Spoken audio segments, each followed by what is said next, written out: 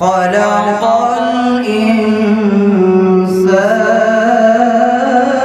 الإنسان علمه البيان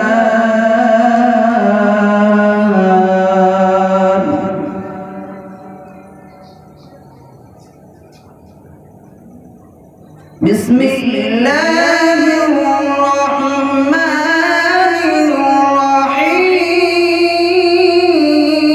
الرحيم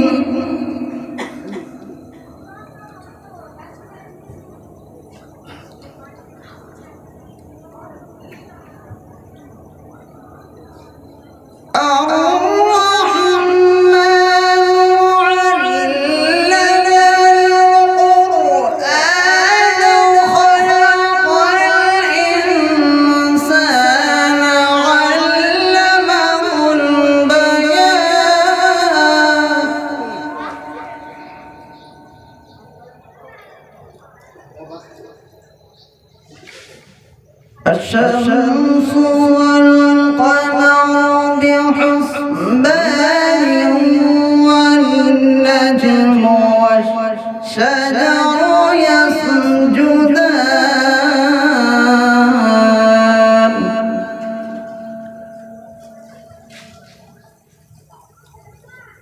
والسماء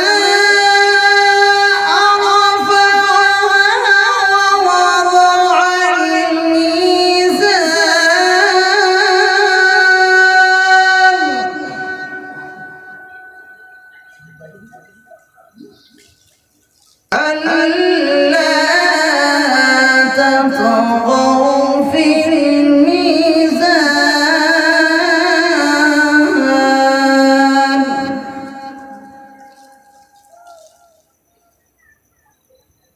وأقيموا الوزن بالقسط ولا تخسروا الميزان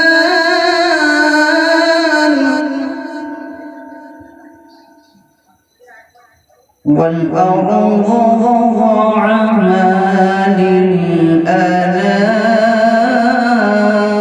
للأنام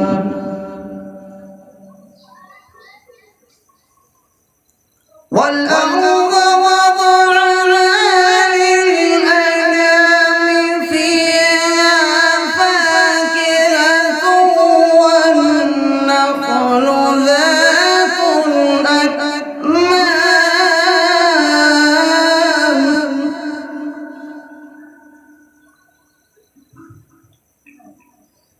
والحب والعسف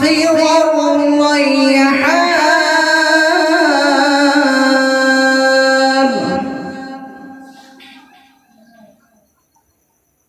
فبأي آلاء ربكما تكذبان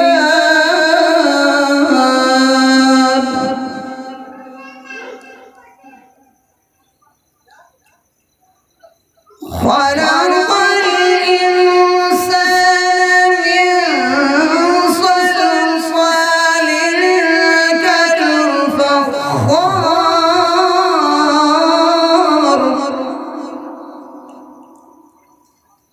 وخلق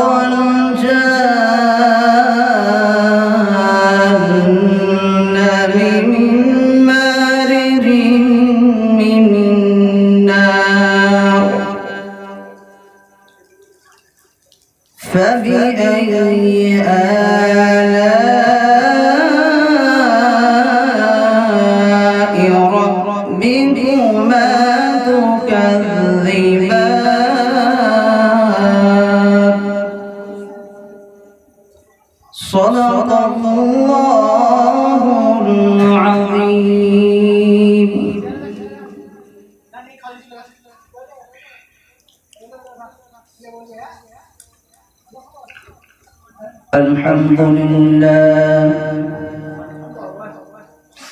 الحمد لله نحمده ونستعينه ونستغفره ونؤمن به ونتوكل عليه ونعوذ بالله من شرور أنفسنا ومن سيئات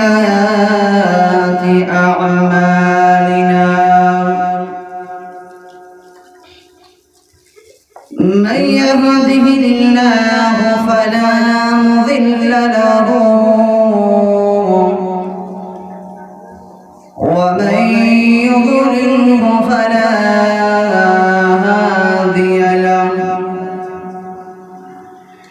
ونشهد أن لا إله إلا الله وحده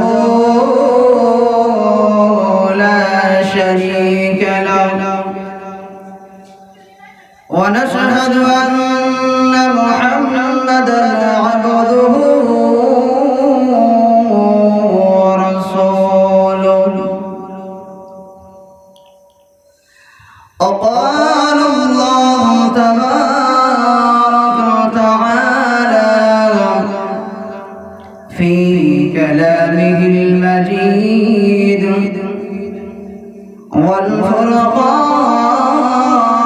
والفرقانه الحميد فأعوذ بالله من الشيطان الرجيم بسم الله الرحمن الرحيم وما خلقت الجن والإنس إلا ليعبدون بسم الله الرحمن الرحيم ولقد ذرأنا لجهنم كثيرا من الجن والإنس لهم قلوب لا يفقهون بها ولهم أعين لا يبصرون بها ولهم آذان لا يسمعون بها أولئك كالأنعام بل هم أضل وأولئك هم الغافلون صدق الله العظيم وقال الله تبارك وتعالى في كلامه المجيد والفرقانه الحميد إن الله ملائكته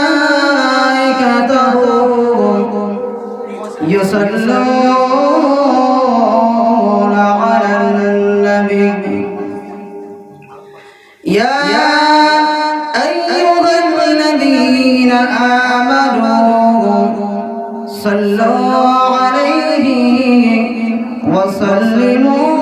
وسلموا تسليما اللهم صل على سيدنا مولانا محمد وعلى آل سيدنا مولانا محمد نور محمد رسول عربي نائب الكرار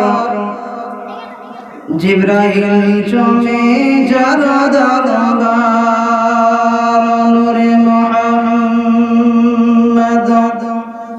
রাসূল আরবি নাইফিল করার জিবরাইল চমে যার দরবার লাম থেকে হয় লা ইলাহা আলিফ থেকে হয় আল্লাহ আর মিম থেকে হয় নামে মুহাম্মদ যিনি রাসূলুল্লাহ আল্লাহুম্মা সাল্লি আলা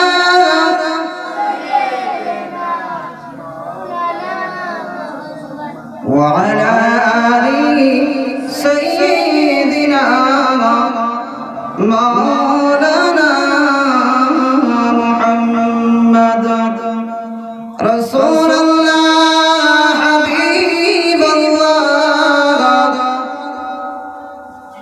رسول الله حبيب الله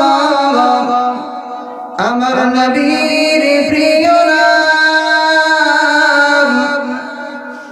যেই নামেতে দরুদ পড়ে তামাম বিশ্বের মুসলমান আল্লাহুম্মা সাল্লি আলা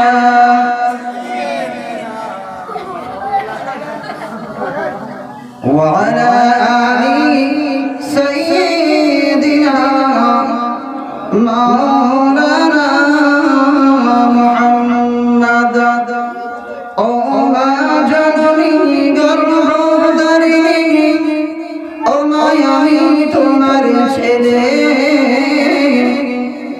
আর 10 মাস 10 দিন গর্ভে রেখে ও মা কেমনে গেলে বলে ও মা জননী গর্ভধারিণী ও মা আমি তোমার ছেলে আর 10 মাস 10 দিন গর্ভে রেখে ও মা কেমনে গেলে বলে রক্তের বদলে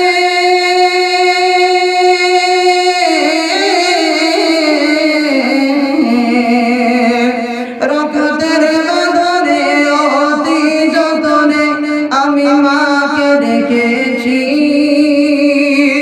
ও মা দুধের দেনা আজ পাওনা তাই বন্দিতে আছি ও আমার মানে লাগা ও আমার মানে না সাথে আমার নেই তো আমি যার আর কে বলবে বাচ্চা তাড়াতাড়ি দুধ করর পান মুসা তোরে আগাদ নরে হারিয়ে ফেলে গেল আর আমি পারি আমাকে তিনি করেছিলেন মান বিল্লাল আমাকে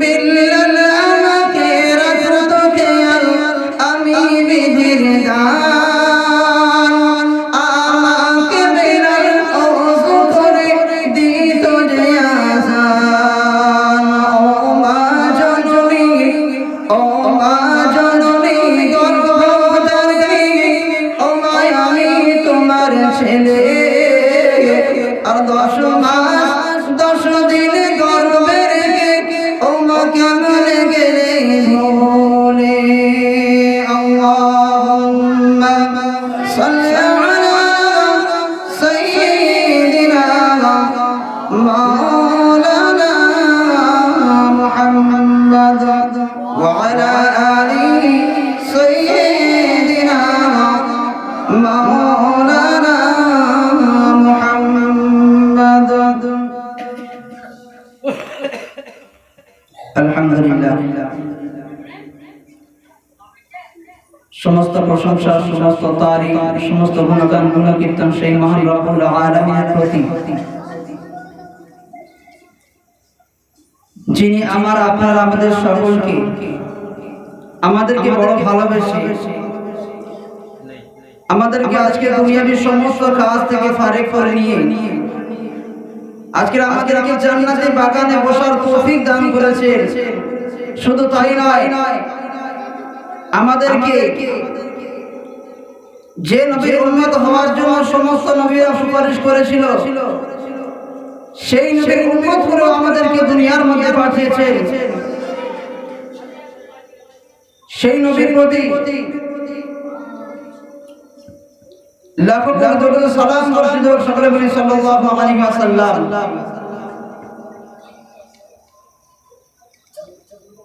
যে আল্লাহ তাআলা আমাদেরকে বড় ভালোবেসে আমাদেরকে খুঁটে খুঁটে, কারণ এখানে আসতে পারে তারাই যাদেরকে আল্লাহ তাআলা বড় ভালোবাসে, তাদেরকে জান্নাতের বাগানে নিয়ে আসে। তাই আল্লাহ তাআলার প্রতি লাখো দরুদ, আল্লাহ তাআলার সকল শুকরিয়া শরীফ বলে আলহামদুলিল্লাহ।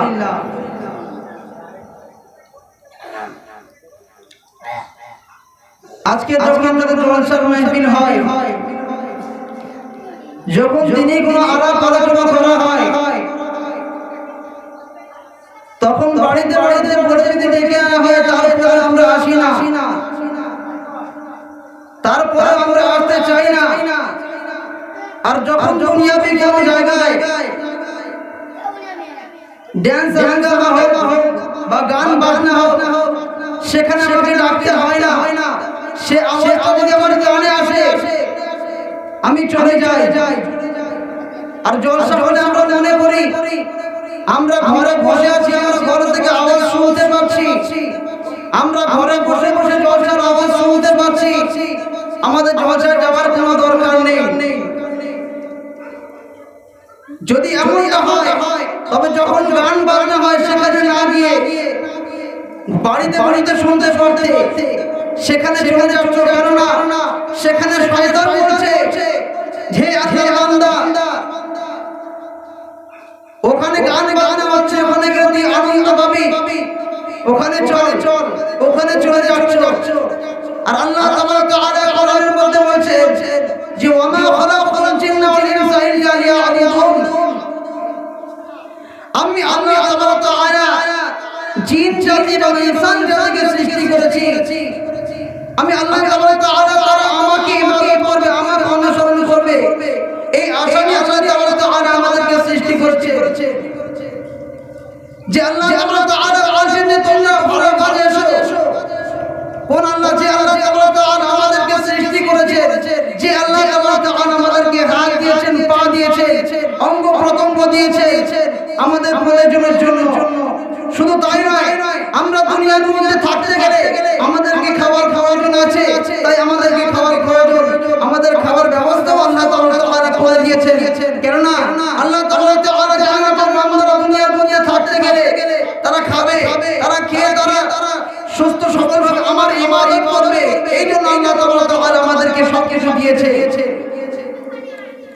আর যে শয়তান আল্লাহর কাছে ওয়াদা করেছে যে আল্লাহ তোমার কোনো উম্মতকে কাউকে আমি জান্নাতে যেতে দেব না, কাউকে আমি জান্নাতে যেতে দেব না, সকলকে আমি খারাপ পথে নিয়ে গিয়ে আমি তাদেরকে জাহান্নামে নিয়ে যাব।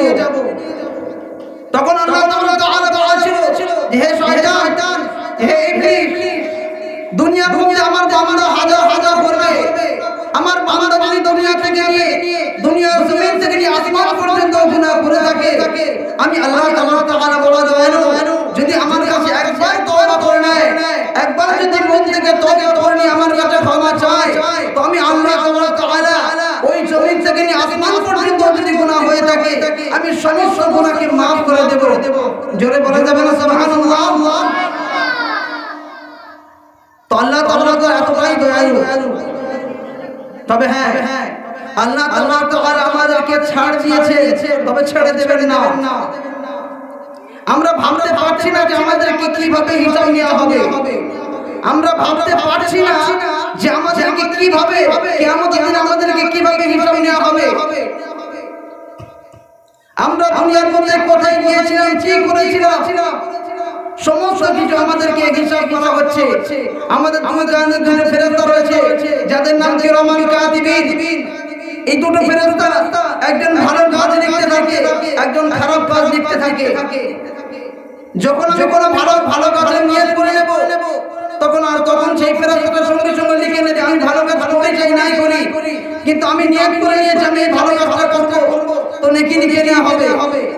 আর যখন আমি মনে করব একটা খারাপ কাজ করব, ওই খারাপ কাজটা লেখা হবে না, তবে তখনই লেখা হবে যখন আমি ওই খারাপ কাজটা করে নেব। তো আল্লাহ আমাদেরকে ক্ষমা করে দিবেন বলেছেন, আর আমরা সেই আল্লাহকে ভুলে গিয়েছি। আল্লাহ কোরআনের মধ্যে বলছেন ওয়ালাকাদ যারানা লিজাহান্নামা কাসীরাম মিনাল জিন্নি ওয়াল ইনসি লাহুম কুলুবুন লা ইয়াফকাহুনা বিহা ওয়া লাহুম আ'য়ুনুন লা ইবসিরুনা বিহা ওয়া লাহুম আযানুন লা ইয়াসমাউনা বিহা উলাইকা কাল আনআম বাল হুম আযাল ওয়া উলাইকা হুমুল গাফিলুন। আল্লাহ তাআলা কোরআনের মধ্যে বলছে যে আমি জাহান্নামকে সৃষ্টি করেছি। আল্লাহ তাআলা জাহান্নাম যেমন সৃষ্টি করেছেন, জান্নাত যেমন সৃষ্টি করেছেন, তবে আল্লাহ তাআলা বলেছেন আমি জাহান্নামকে সৃষ্টি করেছি কিছু সংখ্যক জিন এবং ইনসানকে ওই জাহান্নামে দেওয়ার জন্য। এবার বলেন এই কিছু সংখ্যক জিন এবং ইনসান কারা জান্নাতে যাবে, কিছু সংখ্যক জিন এবং ইনসান কারা জাহান্নামে যাবে, তাও আল্লাহ তাআলা বলে দিয়েছেন লাহুম কুলুবুন লা ইয়াফকাহুনা বিহা লাহুম কুলুবুন লা ইয়াফকাহুনা বিহা, যাদেরকে আমি কলব দিয়েছি, যার নাম আমরা জানি অন্তর দিয়েছে। আমাদেরকে যাদেরকে অন্তর দিয়েছে ভাবার জন্য, চিন্তা করার জন্য, আমরা চিন্তা করি না। যে চিন্তা করার দরকার সেই চিন্তা আমরা করি না।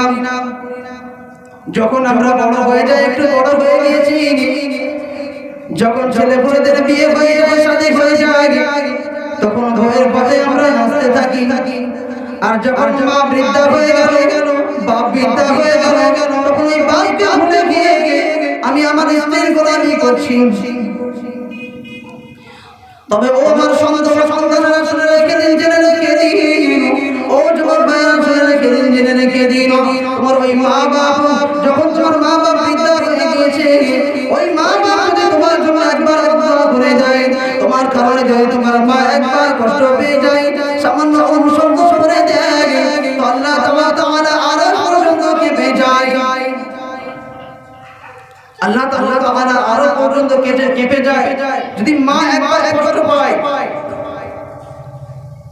কারণ আমরা যদি চিন্তা করি যে আমরা যখন ছোট ছিলাম, আমরা যখন শিশু ছিলাম, আমরা যখন কথা বলতে পারতাম না, আমাদেরকে পিপিলে গায়ে কামড় দিলে আমরা মাকে মারতে পারতাম না, যে মা আমাকে পিপিলে গায়ে কামড় দিয়েছে।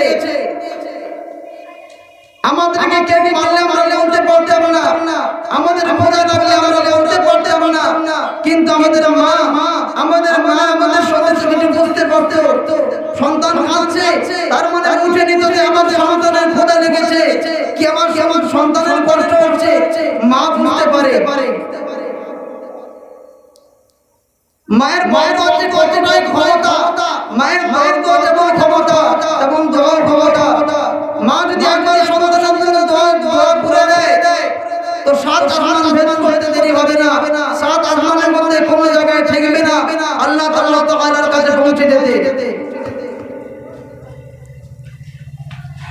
আল্লাহ রাসূল সাল্লাল্লাহু আলাইহি ওয়াসাল্লাম আর আবু যার গিফারি রাদিয়াল্লাহু তাআলা আনহু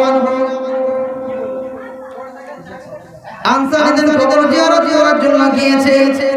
ওই কবর জিয়ারত করতে গিয়ে দেখছেন ওই কবরের মধ্যে একটি কবরে বড় আযাব হচ্ছে, বড় আযাব হচ্ছে, আগুন জ্বলছে কবরের মধ্যে।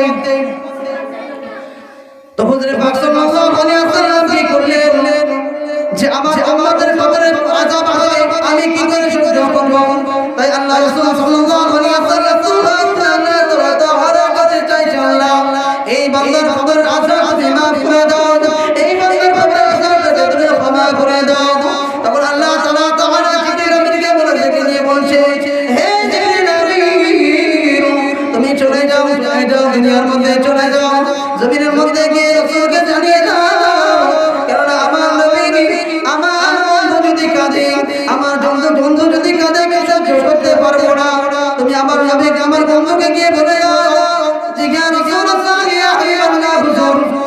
এই উম্মতের জন্য এই কবরবাসীর জন্য কাঁদবেন না। তখন রাসূল সাল্লাল্লাহু আলাইহি ওয়াসাল্লাম জিজ্ঞাসা করছেন, হে জিবরিল আমিন বলো কেন আমি কাঁদবো না?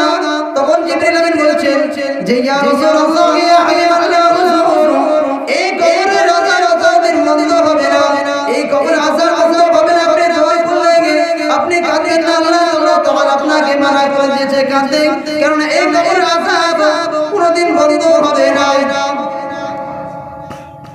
তখন রাসূল সাল্লাল্লাহু আলাইহি ওয়াসাল্লাম বলছে, তো আমি তো নবী, আমি তো দয়ার সাগর, আমি নবী হয়ে আমি কি করে সহ্য করব যে আমাদের কবরে আযাব হবে, আমি এখান থেকে চলে যাব? এটা হতে পারে না। তখন আবু যর গিফতারকে ডেকে বলছে, হে আবু যর, তুমি চলে যাবে আশেপাশে জায়গায় গিয়ে খোঁজ নিয়ে দেখো যে এই যে কবরবাসীটা রয়েছে এই কবরবাসীর বাপ কিংবা মা দুনিয়ার মধ্যে বেঁচে আছে কিনা। তো খোঁজ নিয়ে দেখা যাচ্ছে যে কবরবাসীটা, যে ব্যক্তিরা মারা গেছে, যার কবরের মধ্যে আযাব হচ্ছে, ওই ব্যক্তিটার মা বৃদ্ধা হয়ে গেছে, লাঠি নিয়ে হাঁটছে, দুনিয়ার মধ্যে বেঁচে আছে। তাকে গিয়ে জিজ্ঞাসা করছে যে বুড়িমা, ওই কবরস্থানের মধ্যে তোমার কি কোনো আত্মীয় রয়েছে? তখন বলছে হ্যাঁ, ওই কবরের মধ্যে আমার একটা কলিজার টুকরা সন্তান রয়েছে। তখন আবু যর গিফতারি বলছে যে বুড়িমা, তোমাকে রাসূল সাল্লাল্লাহু আলাইহি ওয়াসাল্লাম ডেকেছে, একবার কবরস্থানের কাছে চলো। বুড়িমা রাসূলের ডাকে চলে গিয়েছে, রাসূলের ডাকে এর কাছে চলে গিয়েছে। যাওয়ার পর রাসূল সাল্লাল্লাহু আলাইহি ওয়াসাল্লাম জিজ্ঞাসা করছে যে বুড়িমা, এই যে কবরস্থানের মধ্যে এই যে কবরটা দেখছো, এই কবরটা কি কার কবর, তুমি কি বলতে পারবে? তখন বুড়িমা বলছে যে ইয়া রাসূলুল্লাহ ইয়া হাবিবাল্লাহ হুজুর, এই কবরটা অন্য কারো নয়, এই কবরটা হচ্ছে আমার কলিজার টুকরার কবর, আমার কলিজার টুকরার সন্তানের কবর। তখন রাসূল সাল্লাল্লাহু আলাইহি ওয়াসাল্লাম বলছেন যে বুড়িমা, এই কবরের মধ্যে বড় ভয়াবহ আযাব হচ্ছে, এই কবরের মধ্যে আগুন জ্বলছে, তুমি তো ওই সন্তানের মা, তুমি একবার আল্লাহর কাছে দোয়া করো যাতে কবরের আযাবটাকে বন্ধ করে দেওয়া হয়। তখন বুড়িমা বলছে না, আমি ওই সন্তানের জন্য দোয়া করব না, তোমরা দোয়া করো, আমি দোয়া করতে পারবো না। তখন রাসূল সাল্লাল্লাহু আলাইহি ওয়াসাল্লাম বলছেন, এখানে যে আমরা তিনজন রয়েছি, তিনজনের মধ্যে যদি কারো কবর হয়ে থাকে, তো সেই একমাত্র গর্ভধারিণী মা, গর্ভধারিণী মায়ের মাটাই কবর হবে। তখন মা বলছে না, আমি ওই সন্তানের জন্য দোয়া করব না, আমি সেই সন্তানের জন্য দোয়া করতে পারবো না। তখন রাসূল সাল্লাল্লাহু আলাইহি ওয়াসাল্লাম বলছেন যে মায়ের দিলে এত দয়া, মায়ের দিলে এত মায়া, ও সন্তানের কবরে আযাব হয়, মা কেন দোয়া করে না? তখন বলছে বুড়িমা, তুমি একটু দোয়া করে দাও যাতে তোমার ছেলের কবরে আযাবটাকে বন্ধ হয়ে যায়, তোমার ছেলে পড়ে কষ্ট পাচ্ছে। তখন বলছে না, আমি দোয়া করতে পারবো না। তখন রাসূল সাল্লাল্লাহু আলাইহি ওয়াসাল্লাম বলছেন যে বুড়িমা, তুমি তো দোয়া করবে না, তুমি তো চলে যাবে, তো যাওয়ার আগে একবার বলে দিয়ে যাও যে মায়ের দিলে এত মায়া, এত দয়া, তোমার মা কেন সন্তানের জন্য দোয়া করে না? তখন মাটা বলছে যে রাসূলুল্লাহ ইয়া হাবিবাল্লাহ হুজুর, আমার সন্তানটা যখন বেঁচে ছিল, আমার সন্তানটা যখন দুনিয়ার মধ্যে ছিল, আমাকে একবার লাঠি দিয়ে এমন মার মেরেছিল যে এখনো পর্যন্ত আমার গায়ের ব্যথা এখনো কমেনি, এখনো পর্যন্ত আমার শরীরে আঘাত রয়েছে। আর আমাকে যখন আমার সন্তান মেরেছিল, তখন আমি দুনিয়ার কোনো মানুষের কাছে আমি গিয়ে বিচার জানাইনি। আমি কি করেছিলাম, আমি ওযু করে নামাজ পড়তে বসে আমি আল্লাহর কাছে দোয়া করেছিলাম যে আল্লাহ, আমি তো পিতা হয়ে গেছি, আমি তো দুনিয়া থেকে চলে যাব, তো আমাকে আমার দুনিয়া থেকে যাওয়ার আগে আমার সন্তানকে তুমি তুলে নাও, আমার দুনিয়া থেকে যাওয়ার আগে আমার সন্তানের কবরটাকে আমি দেখে যেতে চাই। দোয়া করার কিছুদিন পরে আমার সন্তানটা মারা যায়, আমার সন্তান দুনিয়া থেকে চলে যায়। আমার সন্তানকে যখন কবর দেওয়া হয়, কবর দেওয়া হওয়ার পরে আমি দেখেছি আমার সন্তানের কবর দেওয়া হয়ে গিয়েছে।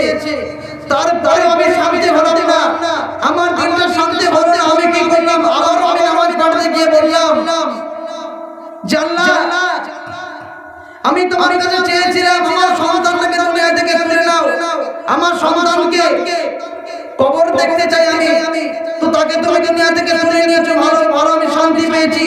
তবে এখন আমি শান্তি পাইনি। আমার সন্তানের কবরে তুমি আগুন জ্বালিয়ে দাও, আর ওই আগুন যেন কিয়ামত পর্যন্ত কোনোদিনও না নিভে।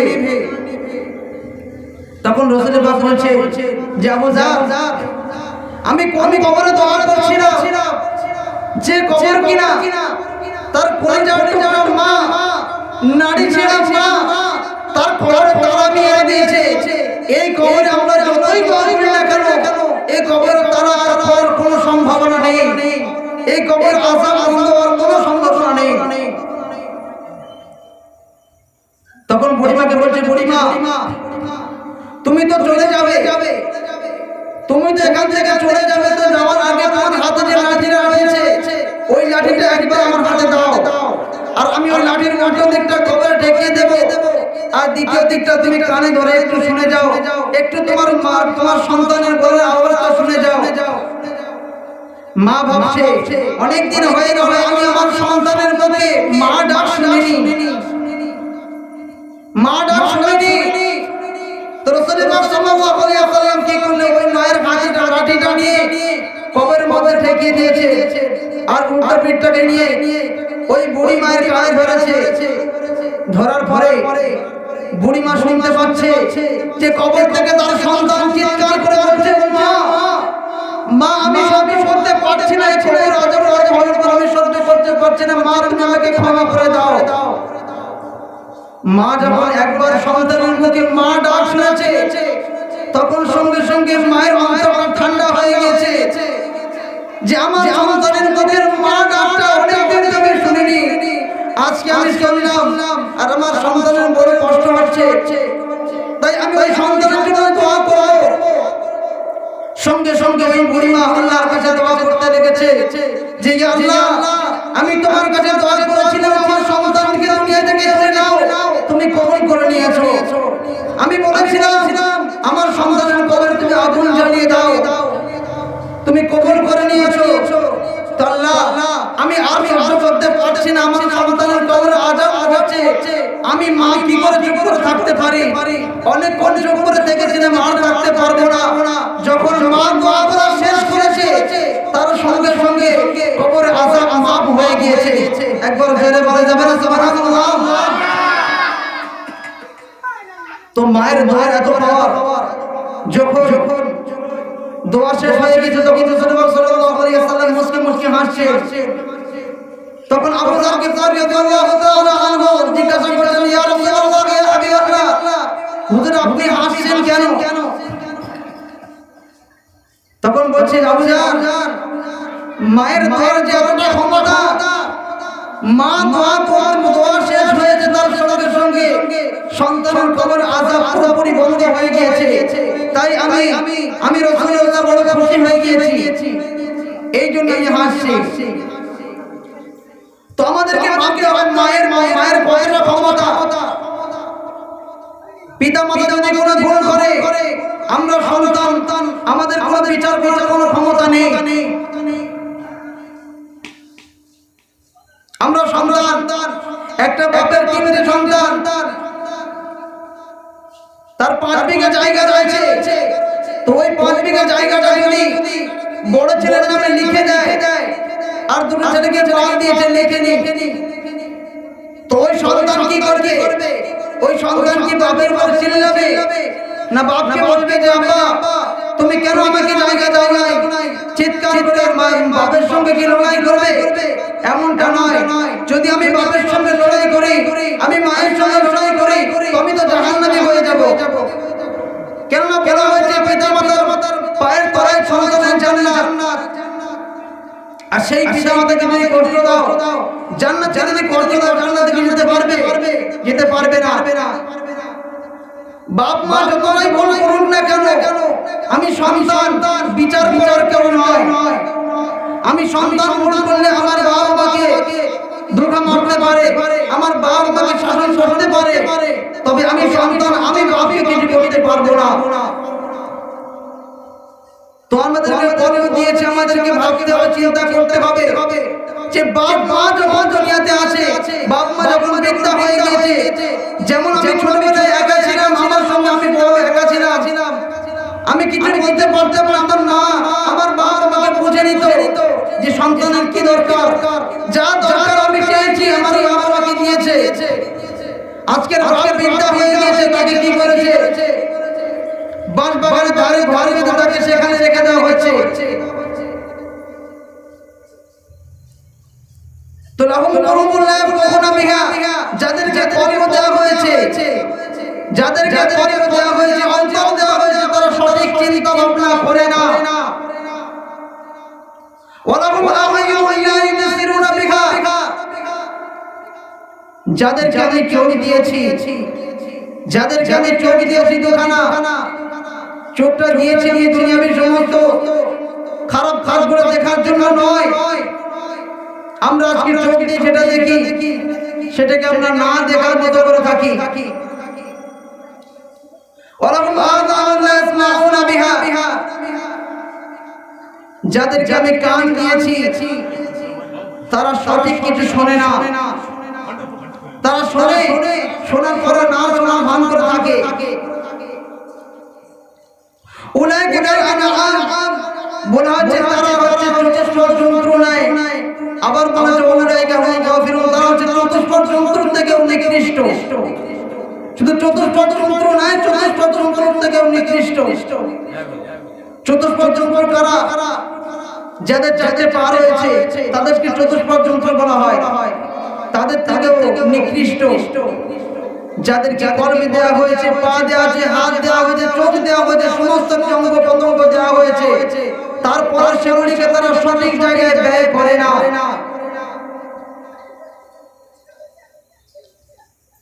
আমাদেরকে চিন্তা করতে হবে যে আল্লাহ তাআলা আমাদেরকে দুনিয়াতে পাঠিয়েছেন আমাদের আরামে থাকার জন্য নয়। বলা হয়েছে এই দুনিয়াটা আলেমদের জন্য, এই দুনিয়াটা ঈমানদারদের জন্য না, ঈমানদারদের জন্য হচ্ছে কয়েদখানা। আর যারা বেঈমান হবে, যারা কাফের হবে, যারা দুনিয়ার মধ্যে খারাপ কাজ করবে না, তাদের জন্য এই দুনিয়াটা জান্নাত। কেন না? এই দুনিয়ার মধ্যে তো আল্লাহ আয়েশ করে দেবে, এই দুনিয়ার মধ্যে তারা শান্তিতে থেকে যাবে। আর যখন দুনিয়া থেকে চলে যাবে তখন থেকে তাদের শুরু হয়ে যাবে। কেননা যখন আমি দুনিয়া থেকে চলে যাব, আমার চোখটা যখন বন্ধ হয়ে যাবে, অন্ধকার হয়ে যাবে, আমি আর দুনিয়ায় কিছু দেখতে পাবো না। আমার যখন নিঃশ্বাসটা বন্ধ হয়ে যাবে, তখন আমার টাকা পয়সা, আমার ধন দৌলত, আমার গাড়ি বাড়ি সমস্ত কিছু তো দুনিয়ার মধ্যে পড়ে থাকবে। আমার সমস্ত কিছু যাবে না, আমার সমস্ত কিছু যাবে না, আমার সঙ্গে কিছু দেওয়া হবে না। তো আমরা কার জন্য করছি? সন্তানের জন্য। যে সন্তান তোমাকে কিয়ামতের দিনে সন্তানের জন্য তোমাকে করতে হবে, যতটা করা প্রয়োজন ততটাই করতে হবে। যখন আমি দুনিয়া থেকে চলে যাব, যখন কিয়ামতের দিনে তোমার একটা নেকি কম পড়ে যাবে, তখন তুমি তোমার সন্তানের কাছে যাবে, তোমার সন্তান তোমাকে একটি নেকি দেবে না যে সন্তানের জন্য তুমি এত কিছু করেছো।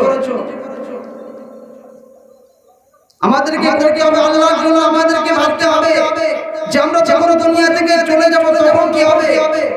এই দুনিয়াতে ক্ষণস্থায়ী, 60-70 বছর নয় দুনিয়া থেকে বেঁচে থাকবেন। আমরা দেখতে পাই আমাদের ছোট ভাইয়েরা দুনিয়া থেকে চলে যাচ্ছে, বা আমরা বাবা দুনিয়া বেঁচে আছে, সন্তান চলে যাচ্ছে, দাদু বেঁচে আছে, নাতি দুনিয়া থেকে চলে যাচ্ছে। আমরা দেখতে পাই আমাদের মৃত্যুর কোনো গ্যারান্টি নেই যে আমরা কখন দুনিয়া থেকে চলে যাব। তা আমাদেরকে মৃত্যুর আগে আমাদেরকে তৈরি হয়ে নিতে হবে। আমরা ভাবি, আমরা যখন জলসা মাহফিল শুনি তখন আমরা ভেবে নিই যে আমরা কাল থেকে নামাজ পড়ব, আমরা ভালো কাজ করব, তখন আমরা মনে করি। আর যখন এই জলসা থেকে চলে যাব তখন আমরা শয়তানের খপ্পরে পড়ে যাই। শয়তান আমাদেরকে বলে তোরা নামাজ পড়িস না, মসজিদে দাঁড়িয়ে পড়ে যাস না, মসজিদে গেলে টাইমটা বেকার হয়ে যাবে। এমনটা নয়। সারা দিন রাতের মধ্যে 24টা ঘন্টা রয়েছে, ওই 24টা ঘন্টার মধ্যে আল্লাহ তাআলার জন্য একটা ঘন্টা আমরা লাগাতে পারছি না, একটা ঘন্টা আমরা দিতে পারছি না। আমরা সারা দিনে 5 ওয়াক্ত নামাজ যদি পুরোটা পড়ি, আমরা একটা ঘন্টাও সময় লাগবে না, সেই একটা ঘন্টাও আমরা দিতে পারছি না। আমরা কেমন আল্লাহর বান্দা হতে পেরেছি? আমরা কেমন আল্লাহর বান্দা? যে নবী আমাদের জীবনে রক্তাক্ত হয়েছিল আমাদের কাছে দিন পৌঁছানোর জন্য, সেই নবীর সুন্নাত আমাদের মধ্যে নেই।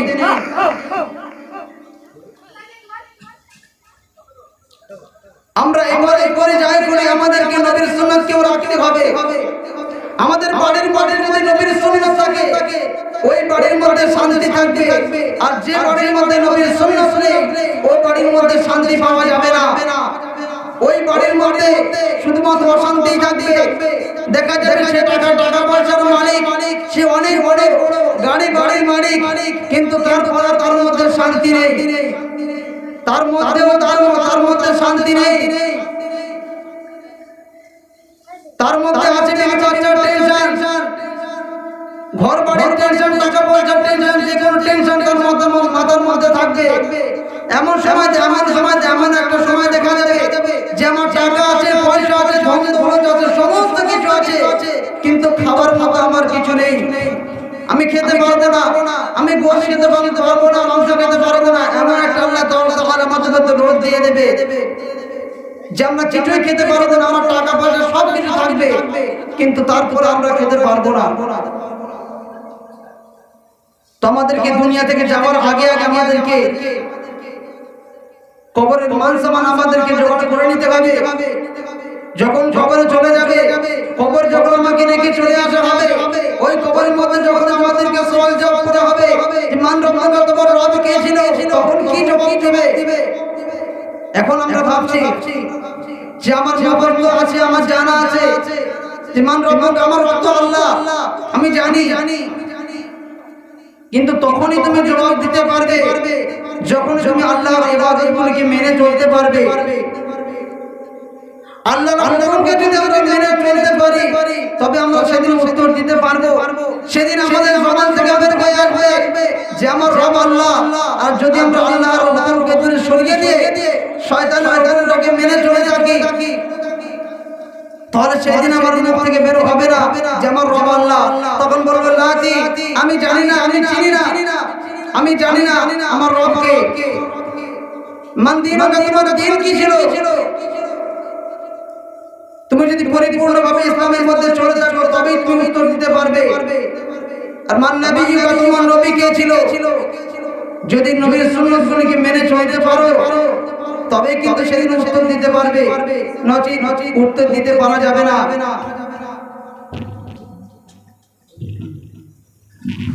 তো এতক্ষণ পর্যন্ত যা কিছু বলেছি, যদি কোনো ভুল ত্রুটি হয়ে থাকে আপনারা সকলে ক্ষমা করে দিবেন। এই বলে আমি আমার বক্তব্য শেষ করছি। ওয়া আখিরু দাওয়ানা আলহামদুলিল্লাহি রাব্বিল আলামিন।